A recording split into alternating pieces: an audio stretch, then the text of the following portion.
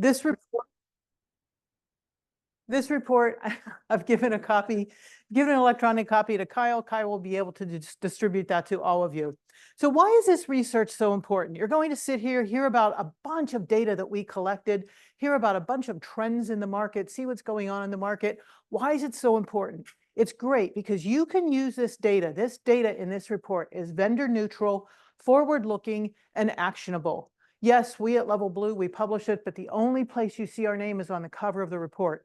So you can take this data back to your organizations, share it with your leadership, share it with your other team members, and say, what are we thinking about this? Are we concerned about this type of attack? What are we thinking about? One of the things we'll talk about in detail here is a software supply chain. What are we doing to secure our software supply chain? What are we doing to take advantage of AI? What are we doing to build AI into our security practices and so on? So this gives you a lot of ideas to be able to go back and share with your teams and continue on the journey of cybersecurity.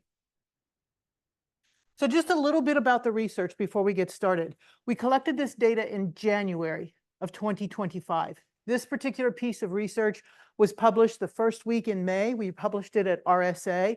And every year at RSA, we win an award for the previous year's report. This year, we won an award for the 2024 report.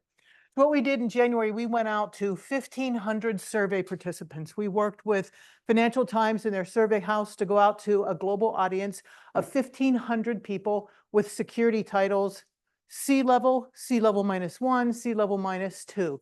So people who are in the decision-making organization. We went across 16 different countries, and we surveyed 7 different vertical industry markets. And what we also do throughout the year then is we take that data and we publish sub-reports, derivative works from this report. So far, we've published one on cyber resilience in healthcare, and we also published one on the software supply chain. And in 2 weeks' time, we'll be publishing one on social engineering and the aspects of social engineering. So that's just a little bit about the demographics. So just a quick alignment. I've mentioned resilience, cyber resilience. What does cyber resilience mean? Most people, when they hear the word cyber resilience, they think, oh, it's something the cybersecurity team does because it has the word cyber in front of it. It is about the resilience of the organization to be able to coalesce, come together when that IT estate is impacted by some type of cyber event, a natural disaster, or some type of man-made event. And it's bringing everybody together, whether it be everybody in the development team, everybody in the operations team, the networking team, PR, legal, third-party suppliers. We've all done tabletop exercises, and there's that point in the tabletop exercise when people say, yeah, we know this is a breach. Who should we really start to notify? When do we tell senior leadership? When do we bring in PR for crisis comms? What type of PR statements do we put out? What do we tell our customers, and so on? So it's that idea of cyber resilience, bringing together everybody in that organization who's responsible for getting the business back up and running. And what we also found in this research that we did is there's a subset of organizations, and we pulled them out based upon the way they answered certain questions. They did not self-identify as being cyber resilient. We applied cyber resilient status to them based upon the way they answered questions. And there's a subset of these organizations, and they share 5 common characteristics that make them cyber resilient, and we'll go through those. So today we'll talk about how cyber resilience helps to build business confidence, what that business impact is, where the cyber adversaries are now attacking. We know sort of the traditional attack paths. Now, where are they going next? What are they doing? What are some of these emerging attack types that we need to be concerned about? And then we'll delve into the software supply chain, take a look at how a culture can be very proactive in being cyber resilient, and then how to become cyber resilient. So let's take a look at some of the key findings from this year's research. So cyber resilience builds business confidence. We know that because that means our business is experiencing less downtime in the event of some unforeseen incident. And we also found out that cyber resilience is being elevated in the C-suite. What's nice about this is that we asked the same question in 2024 about what extent is your organization, what are the barriers in your organization to cyber resilience? So we asked that question in 2024, and we asked it again in 2025. So the way we read this bar chart is the gray bars are the answers in 2024. The blue bars are the answers in 2025. So we can see there's a dramatic shift in how people were thinking in 2024 versus 2025 in just a 12-month period. One of the biggest things that stands out to me is it says cyber resilience is not seen as a whole organization priority. In 2024, 73% of our survey participants said cyber resilience is not seen as a whole organization priority. That number now has shifted down to only, it's still a high number, but 55%. And we have to ask yourself, why is that? Why did organizations suddenly say, oh, we get cyber resilience. We understand why it's so important. Think about what happened in 2024 in terms of security and some of the other big IT events that we saw. We saw some major breaches in the healthcare industry in 2024. In 2024, we also had the July 19th event with a big IT outage. It was not a cybersecurity event. It was an IT event. It was an integration event. It was integrating third parties together, that July 19th event that we just celebrated the 1-year anniversary of it. So those two big events happened in 2024, and suddenly organizations said, oh, we need to prioritize this concept called cyber resilience. Think about where you were on July 19th last year. I was in New York. I woke up in New York City hearing the news of this event overnight and saying that airports were closed, airplanes were not taking off, you could not get an Uber, you could not get a taxi, hospitals were being closed, people in ambulances were being sent away because hospitals could not admit people. This comes down to cyber resilience. Cyber resilience, let's say there is a big IT event and you're a hospital. Can you continue to admit people? Can you do things with paper and pen? Do you even have paper in order to do those types of things? So that's what cyber resilience is all about. And it's really about this idea of being able to plan. So these numbers you see, they're actually moving in the correct direction. They're trending lower and lower and lower. So one of the other big things that we saw is that our organization will not fund cyber resilience versus cybersecurity. In 2024, 72% of organizations said that. Now, again, it dropped to 55% in 2025. It's still a high number, but we're moving in the right direction. So I encourage you to take this bit of data back to your own organization and understand how your organization is looking at cyber resilience. As I mentioned, we identified 5 characteristics of organizations who are cyber resilient. The very first thing cyber resilient organizations really kind of stood out to us is that they are aligning security with their business goals. So aligning security with the line of business. So the security team understands what the business is actually doing that year. They understand the critical few objectives of the business. The business is not looking at security as, oh, there are those really smart people over there who kind of look at the logs and they keep us safe. It's really saying, hey, here's where we want to innovate. Here's where we need to bring in new cybersecurity measures. What that also does is if you're aligning cybersecurity with the business, it means that you can budget for your cybersecurity at the beginning of every project. It's not something that is bolted on later on. So aligning cybersecurity in the line of business is the first thing that we know about cyber resilient organizations. We also know that cyber resilient organizations are using AI in their cybersecurity processes. They're using AI, generative AI, machine learning, deep learning, neural networks, and so on, to be able to identify bugs, to be able to identify attacks, to be able to identify trends, and ultimately to be able to predict before something happens. So they're using AI in their cybersecurity practices, but what they're also doing is they're able to defend against AI-driven attacks. Think about the new types of attacks or the emerging types of attacks that we're seeing. Deep fakes with video and voice. What we're seeing Scattered Spider doing right now in terms of going out and doing all those attacks that Scattered Spider is so well known for. They're using deep fakes, social engineering. They're calling the help desk saying, hey, I need my credentials right now. My boss is urgently waiting for this. They use that sense of urgency and social engineering. So they're able to defend against those AI-powered attacks. And what they're also able to do is defend against emerging threats.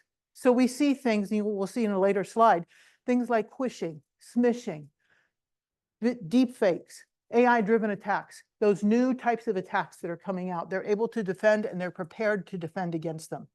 And also, they have not had a breach in the past 12 months. So this is really critical that they have not had a breach in the past 12 months. And you see that only 7% of our survey participants, so we had 1,500 survey participants, only 7% really are that cyber resilient type of organization. So we'll talk a little bit more about cyber resilient organizations and what they mean. So cyber resilient organizations, for the most part, are proactive and confident when compared with those organizations that are not cyber resilient. What they're doing is they're investing in advanced threat detection. So 91% of them say they are investing in advanced threat detection. They're bringing in, and for that threat detection, they're bringing in threat intelligence. They're looking to work with third-party trusted advisors and so on.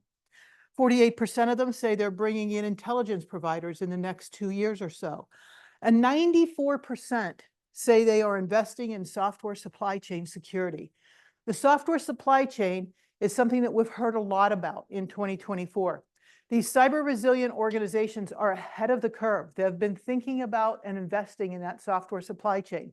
They understand that working with third-party suppliers, and everybody works with third-party suppliers, they have to understand the security practices of those third parties. So they can risk more because they're taking this adaptive approach to cybersecurity. So being able to risk more means they're able to innovate more. And if you think about an organization where innovation comes from, it's typically coming from that organization that the CTO owns, the Chief Technology Officer. That's the business of innovation. And the CIO is in the business of technology, and the CISO is in the business of protecting that. Nobody really kind of puts those three together and says, hey, we have to make sure that we are protecting what we're innovating. These cyber resilient organizations, because they are aligned with the line of business, are protecting what they're innovating. So what type of business impact are we seeing when we align cybersecurity with strategic business goals? So the question is, which of the following will be a priority for your organization in the next 12 months?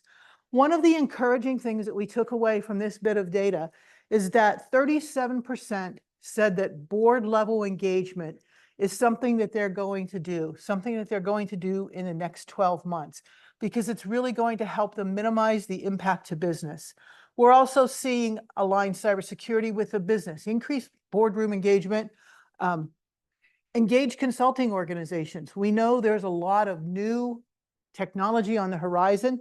Those consulting organizations are out there. They can do a variety of things for you. Everything from pen testing to tabletop exercises to virtual CISOs and so on. So engaging those third-party consultants is really important. All the way down to understanding the impact of cyber resilience failure. So this is where organizations are really focusing their priorities over the next 12 months. And then we also wanted to find out what their organizational competence was in different areas. 52% have a high level of confidence in defending against cyber adversaries that are using AI. That's a pretty high number. We'll see some numbers that kind of conflict that statement a little bit later on. But they're saying, yeah, we feel pretty good about being able to defend against AI-driven attacks. 61% say they're concerned about, or they have really good cyber resilience capability. And the alignment between cybersecurity teams and line of business, 60% say they're very confident in that. And that's up from the previous year. The previous year, it was very, very low, something like 41% saying they were aligned between cybersecurity and the line of business. So there's this movement to saying, we know we need to align cybersecurity and the line of business. So that's a positive direction for 2025. So we know that cybersecurity is a business requirement. And this is something I think that we all learned during COVID, that cybersecurity is a business requirement. It's not just a bunch of really smart people looking at SIM logs and saying, oh, you know, we prevented this many attacks. It's a business requirement. And if any of you have ever been in a breach situation, if you had been trying to tell your senior leadership that cybersecurity is a business requirement and they ignore it, as soon as there is a breach situation, suddenly cybersecurity becomes a business requirement. And we now have new regulation frameworks in the United States as well as the EU that talk about cybersecurity being a business requirement. So what we're able to see here is the dark blue bars, that represents the non-cyber resilient organizations. The light blue bars represent the cyber resilient organizations. So we effectively align business risk appetite with cybersecurity risk management. 57% of those cyber resilient organizations are able to align with business risk management because they are aligned with the line of business in their priorities. So far more than the 43% of the non-cyber resilient. Allocating budget to every project from the beginning.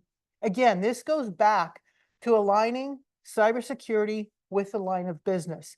And you can see that 61% of cyber resilient organizations are able to budget at the very beginning, and they can risk more with innovation because they take that adaptive approach. So cyber resilient organizations can risk more, means they can innovate more, means they're getting better outcomes, largely because they're taking that adaptive approach and they are also aligned with the line of business.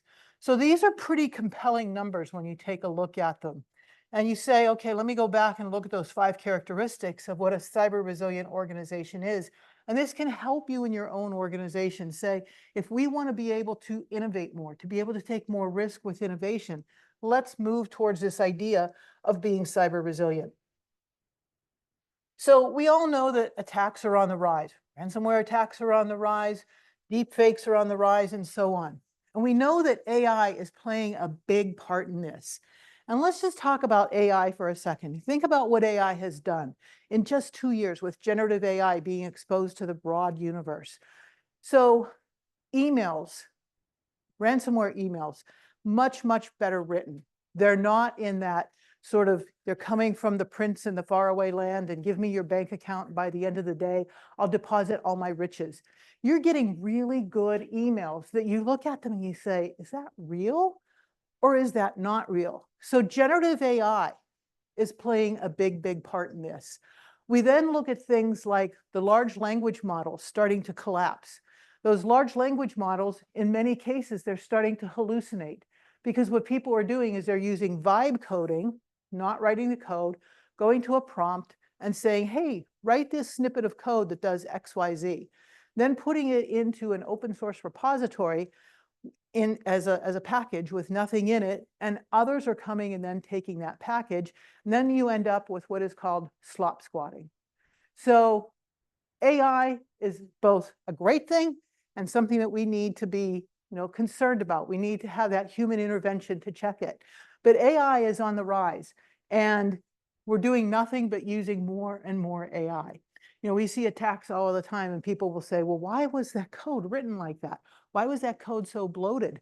You see these large language models being trained, and one of the things that the large language model will do is it doesn't discern the difference between something that had a piece of code that had defects in it prior, and somebody saying, no, we're not going to use that because there's defects, and you then going back and tackling those same defects that you may have tackled a year ago, 2 years ago, 6 months ago.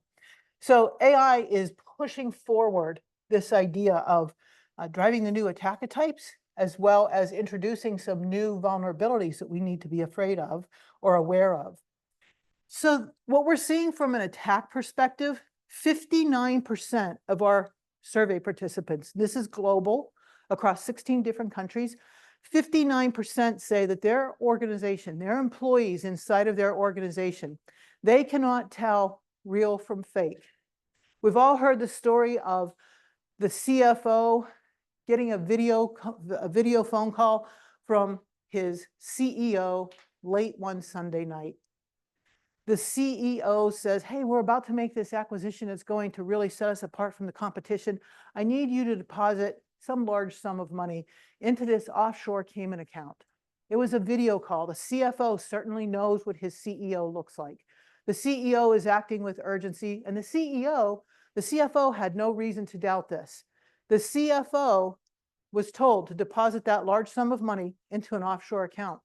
And the CEO was even doing things such as referencing jokes, inside jokes that only the CEO and the CFO would know about.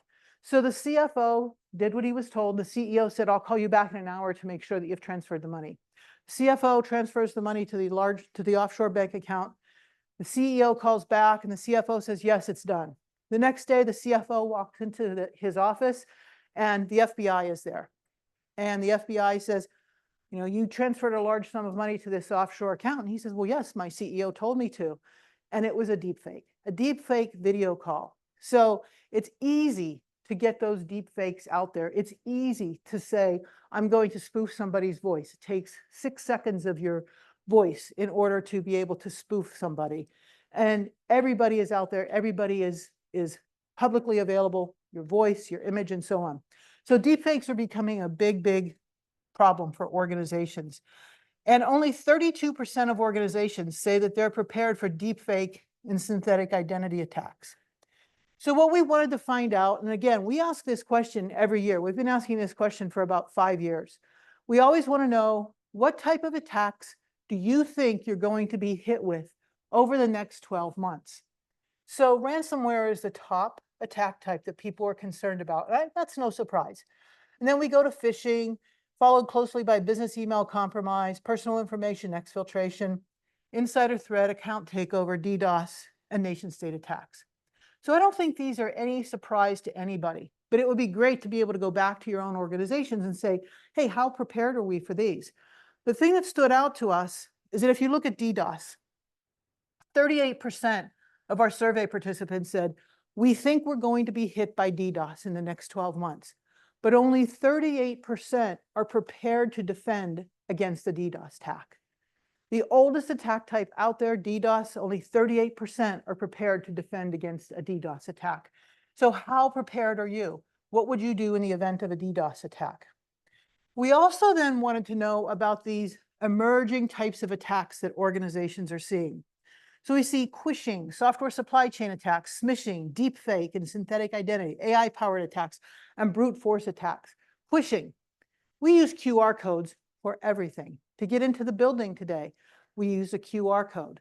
You go to a restaurant, they say, oh, the menu's on the table, scan it. QR codes are so easy to attack, so easy for an attacker to get in there. And we wrote a blog about this, I want to say about 2 years ago on the LevelBlue blog. And we talked about how QR codes were not necessarily secure. And that afternoon, we were talking about it in the morning. That afternoon, I had a doctor appointment. I walked into my doctor's office. There were no fewer than 10 QR codes to scan. Scan here to avoid the line. Scan here to submit your insurance card and your payment. Scan here to sign up for this new physical therapy group. Scan here to join this exercise group. They had art hanging on the wall. Scan here to buy this art. And I went and I saw my doctor and I said, you know, that is an attack waiting to happen in your waiting room. He said, really, why? And I talked to him about it. Next time I went in, all the QR codes were gone. So beware of those QR codes. And we were heading into back to school season. So many people told us with students in school that they were giving QR codes all the time to scan. And so they were putting in PII, PHI, you know, a bunch of credit card information. And so this becomes something that is quite dangerous. So you have to be aware. We also saw that organizations were saying that software supply chain attacks are something that they're very concerned about. So software supply chain attacks are on the rise. They've been on the rise in 2025. We've seen some big software supply chain attacks in the UK about 3-4 months ago. There was a software supply chain attack against a provider that would work. They worked with the grocery stores in the UK to be able to integrate their API and deliver groceries out to the customers of those particular stores. That meant that the grocery store didn't have to do all of that back-end development in order to include grocery delivery. The supplier of the API was attacked, which meant those grocery stores were attacked. So this was a high-profile API attack, high-profile software supply chain attack. We're seeing more and more software supply chain attacks. The interesting thing here is we found out only 29% of our survey participants say that their organization is prepared for AI-powered attacks, although almost half, 42%, say, yes, we think we're going to be hit with an AI-driven attack this year. But they're not necessarily prepared to defend against it. Keep in mind, those cyber resilient organizations are prepared to defend against AI attacks, as well as these new and emerging types of attacks that we're seeing. So what we wanted to find out is where organizations are putting their dollars. Where are they investing? And in the past several years, we've seen a lot of investment in cybersecurity. We've seen a lot of investment in the network, probably about 3-4 years ago. But this year, I was pleasantly surprised to see that application security was the top area where organizations are investing. I come from an application development background. I know a lot of you are developers. The application, the software represents that last mile. So we're seeing a lot more attention and a lot more focus put on application security. In fact, it's the #1 area where organizations are investing. So again, take this bit of data, go back to your own organization, figure out where you're investing. Where are you making your strategic bets? Where are you making your strategic investments? And how is it going to play out for you in the areas where you're innovating? How are you aligned with your line of business to understand where innovation is occurring? What we also found is that cyber resilient organizations are more inclined and more likely to bring in trusted third-party advisors to help them with what's going on. Cyber resilient organizations, they're prioritizing incident response. And we'll see here later in a couple of slides, only 37% of our surveyed organizations have a codified incident response plan. 37%, that's up. Last year it was 35%. So we're moving in the right direction, but not by much. So what about your organization? Do you have a written and codified incident response plan? Do people know what to do in the event of an incident, in the event of a cyber incident? These cyber resilient organizations, they're also bringing in threat intel providers, and they also are looking to legal expertise to handle an attack or a breach. So what happens when you're breached? Who are you going to report it to? When do you report it to the law enforcement? How are you handling that? And these cyber resilient organizations are saying, we're bringing in these trusted advisors, these third-party experts, whether it be consultants, managed service providers, threat intel, as you see here, to help with this.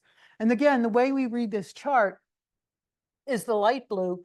These are the cyber resilient organizations. The dark blue are the non-cyber resilient organizations. So legal expertise for an attack or breach, 45% of cyber resilient organizations are bringing in those experts. Only 35% of the non-cyber resilient organizations are. Training and awareness expert. As we see the attack types change, we see we're going from kind of the traditional attack types to AI-driven attack types, phishing, smishing, and so on. As we see those attack types change, you have to change the cybersecurity hygiene ideas of the people who work in your organization. Social engineering. We found not many people are training their employees on social engineering. So we see that training and awareness, 44% of cyber resilient organizations are focused on training and awareness, whereas only 35% of non-cyber resilient organizations are focused on training and awareness. So now let's talk about the software supply chain and the big risk that the software supply chain brings. So how are we defining software supply chain? It's the processes, the tools, the components, the libraries that you use to develop, build, and publish that software artifact. So it's everything you do to build out that software artifact. And what you want to be able to get once that software artifact is built and put into production is you want to be able to get an SBOM, or a software bill of material.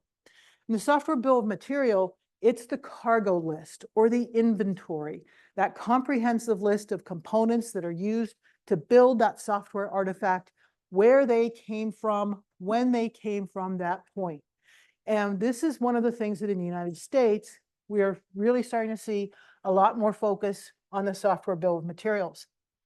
So why is the software supply chain such a growing concern?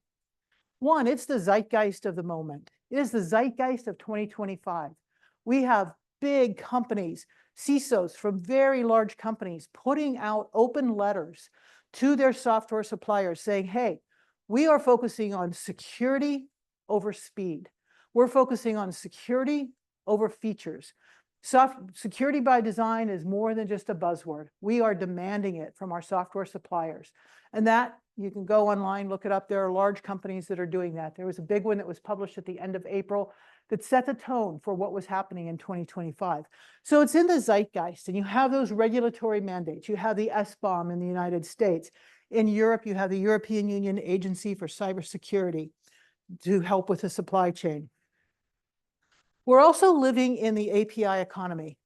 In 2017, Forbes magazine published an article that said, we are officially in the API economy.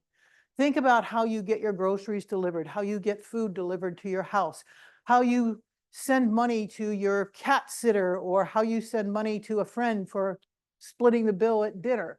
Those are all APIs. APIs are running the world. So we're in that API economy. And this means that our attack surface is rapidly expanding. And then we have this increased global awareness because we're seeing so many software supply chain attacks. I mentioned one in the UK earlier. That was a big one, and it set everybody kind of, at high alert, saying, oh, okay, we're using our third-party suppliers, and maybe we don't understand what their security practices are. We understand ours, but maybe we don't understand our third-party suppliers. So we wanted to find out what the most important factors were in driving the need for better software supply chain visibility. And these were kind of shocking numbers. 39% said visibility of source code integration and quality. That's probably largely driven from the July 19th event that we experienced in 2024. We want to understand what we're integrating into our organization, into the software that's running our organization. Understanding the origins of source code. But if you look down, only 27% said that they're really concerned about completing the SBOM, or the Software Bill of Materials. Only 25% said it's about conducting cyber forensics. So when you're breached, you want to be able to do cyber forensics. Only 25% say we're really concerned with this. And oh, by the way, 49%, almost half of our survey participants, have low visibility into their software supply chain. So they have low visibility. They're not too concerned about a whole lot of these things. So that tells you that the software supply chain for the adversary is ripe for an attack. And we also wanted to find out where investment was and how they were working with third-party suppliers. So this is really interesting because across the board, globally, they tell us, yeah, we're investing in enhanced software supply chain security. APAC, Asia Pacific, they are the lowest at 54%. The highest is Europe at 67%. They're telling us, yes, we're investing. So what about your organization? Are you investing in software supply chain security? So on the left, it tells us, yes, people are investing in software supply chain security. However, we then asked about, what are you doing with your software suppliers to really understand their security credentials? So you can see those numbers are really low.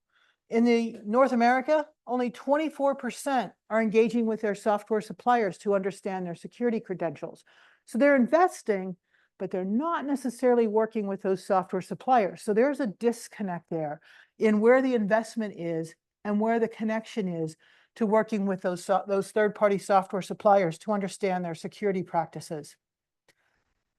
We also know transparency matters. And this is a great stat. This is in our research on the software supply chain. So we know that about half of the people have low visibility into their software supply chain, half have reasonable visibility or higher visibility into their software supply chain. So the question here was, we've suffered a security breach in the last 12 months.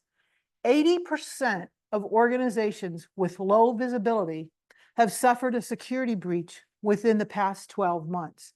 So low visibility equates higher ratio of breach. 6% of organizations with high visibility suffered a breach. So think about that. If you have low visibility, you're more likely to have a breach. If you have high visibility, you're less likely to have a breach. So this is pretty good data, pretty compelling data to work with inside of your own organization. And we also know that cyber resilient organizations They're really looking at the impact on the software supply chain. They're better at looking at things about the awareness of the vulnerabilities in their source code. They know where the vulnerabilities are. 35% of them know where their vulnerabilities are versus 28% of non-cyber resilient organizations. They're also able to conduct cyber forensics much better. And they also assign a confidence level to their suppliers. And that's a really important thing. We learn from many, many events, you don't want to have a single source of failure. And you also want to understand what that confidence level is in that supplier. What happens if you have that single source for that supplier and there is a fire or an earthquake or a hurricane at their facility? What happens to your supply chain at that point?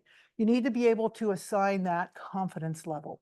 And 26% of cyber resilient organizations can assign a confidence level. So what we found is that the software supply chain is definitely a weak link in the organization.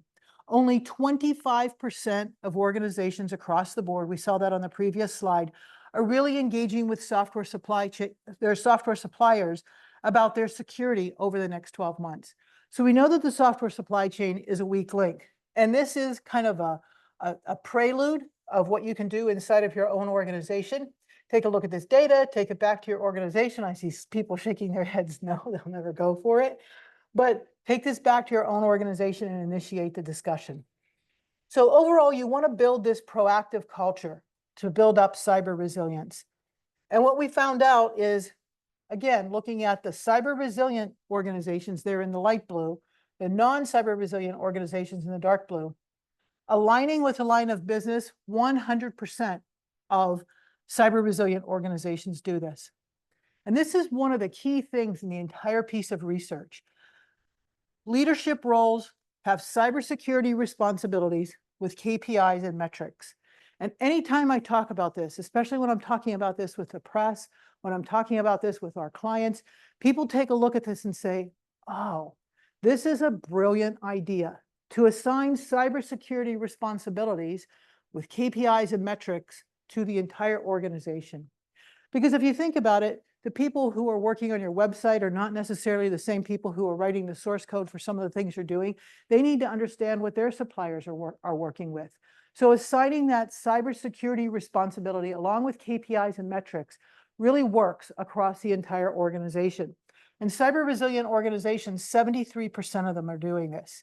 And also educating the workforce about social engineering. 83% of cyber resilient organizations are doing this. We have another piece of research coming out in a couple of weeks talking about social engineering. We have a big report launching tomorrow from our LevelBlue SOC. And that what they found out is that social engineering is the biggest attack that they're actually seeing in our LevelBlue SOCs. So social engineering tactics are on the rise. Look at what Scattered Spider is doing. If you haven't read about Scattered Spider, go off and read about some of the things that they've done. So this idea of attaching KPIs and metrics to leadership roles for cybersecurity is something that is really important to be able to do. If you're in a leadership position inside of your organization, talk with your other leaders about being able to do this, and it will change the way your organization actually sees things. And we see that there's room for improvement. There's always room for improvement. Incident response plan. Only 37% of our survey participants have a codified incident response plan. That's a really low number. 63% do not. That means the cyber adversaries know this as well. So what happens in your organization when you do have some type of incident that is determined a breach? How do you manage it? Do you have tabletop exercises where you've brought people in? So how is incident response managed in your organization? The other shocking number we found is that only 34% of organizations conduct due diligence of cybersecurity during mergers and acquisitions. Mergers and acquisitions are commonplace, happening every day. Some are big, some are small, but only 34% are doing due diligence with cybersecurity. So think about that. You're acquiring a company, you haven't really looked at their cybersecurity practices, everything's done, papers are signed, the acquisition is closed, and then you realize their cybersecurity practices are just awful. We're really susceptible, we're really kind of putting ourselves out there. There could be a potential breach. So how do you manage that? is your organization conducting due diligence for mergers and acquisitions? So what can you do to become more cyber resilient? And again, take this back to your organization. And in the research and the report, we talk a little bit more about this. But elevate cyber resilience inside of your organization. One of the things we found out when we were doing work on the software supply chain is that CEOs have a really strong understanding of the software supply chain and the threats that can be associated with the software supply chain. So take advantage of the fact that your senior executives are very well aware of some of these types of things. So elevate this need for cyber resilience inside of your organization. Foster that cybersecurity culture. Make sure that cybersecurity is proactive, not reactive. This means aligning with the line of business, making sure that you're budgeting for cybersecurity from the beginning, making sure that you understand how the line of business wants to innovate. Be proactive and intentional versus reactive and transactional. So you want to make sure that everything you're doing from a cybersecurity perspective is adding to the business. You're not just doing it for the sake of doing work. And then prioritize software supply chain resilience. As I mentioned about software supply chain, CEOs have a really great understanding of the software supply chain and what's going on with the software supply chain, especially with some of these big high-profile breaches. So really prioritize that idea of software supply chain resilience. So you can visit us at levelblue.com. Kyle has a copy of the research he can send out to all of you. And we also, as I mentioned, we do research all the time. We publish once a month. So far, we've published our big core report, which I talked about today. We've published cyber resilience in healthcare. We've published a data accelerator on the software supply chain. We'll be coming out with one on social engineering. In September, we'll be coming out with one on manufacturing and cyber resilience. We also have one on retail and cyber resilience, the SLED and US SLED, state, local, and higher education and cyber resilience. So thanks very much. And thank you again for inviting me. And Kyle, do we have any questions? Thank you. Thanks, Theresa. Thank you. I miss you too. That's be Kate. So is there any that's- questions? Yeah, thanks, Kate. Is there any questions in the room or online? Anybody else? I have one question that I know the used to be the old way was a lot of asset management was very cyber focused and cyber resilient. I didn't see any stats off of what the people who said they were cyber resilient, what they thought their asset management practices were up to snuff or not, or is that part of? We did not really delve into that. Okay. That's a really good point. And I'm developing questions for 2026. So yeah, it's a great thing. So, and then asset management, you have to also take a look. So we're talking about software asset management, the supply chain, which is kind of goes with the SBOM. So the SBOM, only 27% of people are really concerned about writing that SBOM. But what we're also starting to see is that convergence between IT and OT, and then the convergence between the cyber and the physical. So how are you managing those physical assets as well as your digital assets? What are you doing then to converge IT and OT and so on? But yeah, so that kind of goes in line with the SBOM. Okay. Anything else? Oh, there was one. I have 2 questions. One question is, so the survey was gathered through all self-reporting? Okay. So they were all. So I'm sorry, what was that? The question, all the data was gathered through all self-reporting. It was, so what I'm envisioning is that a CISO is just saying, yeah, we're cyber secure. Absolutely. We're cyber resilient. Next question, moving on. But in fact, they really, there is nothing to either corroborate that, or there's nothing to go and say that's incorrect. Good point. Good point. Because yes, the CISO can say, yes, we're cyber resilient. No, we're not. And we gave them a scale. Right. We're kind of middle of the road. We're very low, or we're kind of, middle of the road. So yeah, they can say they're cyber resilient, but then we went into other questions that asked them about cyber resilience, for example. And on the first slide where I talked about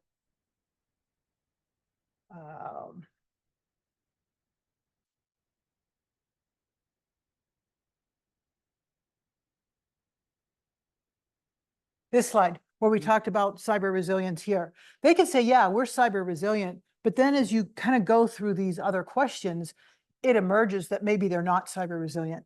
The one that I was thinking of specifically was around this idea of software supply chain. They say, yeah, we're investing, but yet only 24% of the 25% of them across the board are looking at how they can work with their third-party suppliers. So they can give you, yeah, we're great, we're awesome. But then as you go through and really delve into the details of the questions, it becomes apparent that they're not really that. Gotcha. And my second question is regarding acquisitions with the due diligence if you have an acquisition, you are giving they are falling in that cybersecurity umbrella. So how is that important when it comes to the due diligence? Yeah, so looking at when you're doing an acquisition and due diligence for cybersecurity, it's understanding who their suppliers are. Their supplier might be somebody that is constantly breached. Their supplier might be somebody who uses a cloud and leaves buckets open all the time. The company that the company that is being acquired, maybe they had a breach and they didn't disclose it. Maybe they have had a lot of incidents and they haven't disclosed it. Maybe they're doing things inside of source code, kind of bringing in a lot of source code that they're using vibe coding with, so where are they getting their source code? And if you think about where source code comes from these days, it comes from a variety of places: open source repositories, software that you've written yourself, software that a trusted third party might use. So that third party might be an area that's potentially breached a lot. And then also AI generated code. So, you see all these headlines like, I just saw one last week, 30% of code by a big hyperscaler is written by AI. What does that mean? We don't really know. And do we still have sort of these peer code reviews so that people can actually review source code? So because there's the nuance in there, like, is this something that we should be doing? Is this kind of bloated? So it's about understanding where those things are coming from. Yes. Hi, Theresa. Can you elaborate more on what you talk about, align security with business goals? How did you judge? Yeah. What are the questions you ask? Yeah, aligning cybersecurity with the line of business. And this was a question we asked last year. And last year we found that only about 30%, I think 30 to 40% of organizations said, yes, we're aligned with the line of business. That means that the cybersecurity team is operating in a silo. And when the cybersecurity team operates in a silo, that means that they are overlooked and underfunded. So if you're overlooked and underfunded, all you're going to be doing is being reactive. So if there's a breach and suddenly it is revealed that you had a breach or your competitor had a breach because multi-factor authentication wasn't enabled, you then, as a cybersecurity professional, you spend all of your days enacting the control of multi-factor authentication. As opposed to if you're aligned with the line of business, the line of business says, hey, we're going to innovate. And what we're doing is we're setting up this sort of way for our customers to be able to come to our website and be able to enter all this information. So then you as a cybersecurity team say, okay, let's make sure we have all the proper controls enabled. Let's make sure we have multi-factor authentication enabled. When you go and you look at your medical records online, multi-factor authentication, everybody complains about it, but multi-factor authentication. We didn't even talk today about sort of some of the non-human identities that we're getting into, the non-human identity attacks. So that's another thing. Innovation is happening, machine-to-machine discussion. What are you doing from a cybersecurity perspective to be able to protect your business, to protect your organization? And that comes down to when the line of business wants to be able to innovate on that. So the line of business has ideas about where they want to innovate. And this comes back to, we've been talking about this probably for the past 10 years, bringing those cybersecurity professionals to have that proverbial seat at the table. And if the cybersecurity professionals don't have that proverbial seat at the table, then we're going to have a lot of these types of breaches that we see. And a lot of it comes down to where the CISO reports. There's been a lot of discussion, a lot of articles written on this, and everybody's kind of laughing. The CISO should be reporting to the CEO, right? The CISO shouldn't be reporting to the chief marketing officer or to the CIO or to the chief digital officer. The CISO should have that proverbial seat at the table because that's where the decisions are made and where the discussions are happening. So, guys, we need to wrap up. We're almost time. So I believe Theresa may be around for a few more minutes in the room. So if you have questions, please approach her during that time. And otherwise, want to say thank you, everybody, and especially thanks Theresa for doing this again. And hopefully see and hear everybody next month. Thanks.